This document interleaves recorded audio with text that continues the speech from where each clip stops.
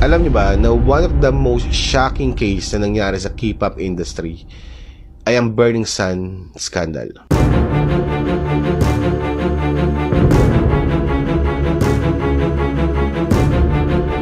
Sobrang pinag-uusapan nito sa Korea dati dahil involved ang ilang sikat na K-pop idols. So para mas malinaw ang kwento, merong isang club sa Gangnam, Seoul, Korea na ang pangalan ay Burning Sun. Kung naghahanap ka ng mga sosyalan at yayamaning club, this is the best club for you.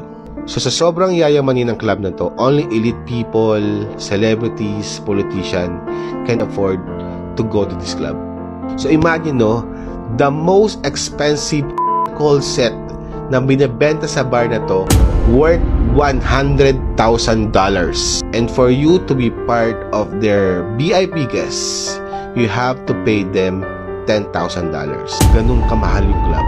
Maraming empleyado sa club na to kasi aside sa club, ang club na to ay link sa isang hotel. Sa isang grupo ng mga empleyado, may tinatawag na VIP merchandisers. Sila yung mga in charge na mag-assist sa mga VIP guests. And they're the one who's selling to their VIP customers. And just to let you know, ang binibigay nilang babae sa mga VIP guests ay hindi mga sex workers. Ang mga babaeng ito ay pumunta lang sa club as a customer. At wala silang idea na magiging biktima din sila ng club na to. Kapag may babaeng customer na pumasok sa club at natipuan sila ng VIP guests, they will call the VIP merchandiser. The VIP merchandiser will put to their drinks until they pass out. And that girl will bring to VIP room. That's how they choose their victim for a long period of time. Until one day, a customer's name, Kim Pyo, nakita siya na isang babaeng unconscious na hinihila ng isang lalaki. Subukan niyang pigilan yung lalaking humihila sa babae. But that man happens to be one of the VIP guests. So that VIP guest dragged Kim outside and beat him. So sa sobrang daming suntok at bugbog ang ginawa kay Kim, nagtamo siya ng 3 broken ribs. So after that incident, he called the police and explained what happened. So pumasok ang police sa club, kinausap lahat ng taong involved sa pangyayari, including the managers, the VIP guests, the staff. Pero paglabas ng police, they arrested Kim. So they handcuffed Kim while Kim experiencing pain because of the 3 broken ribs. And Kim also claimed na he was kicked by the police multiple times.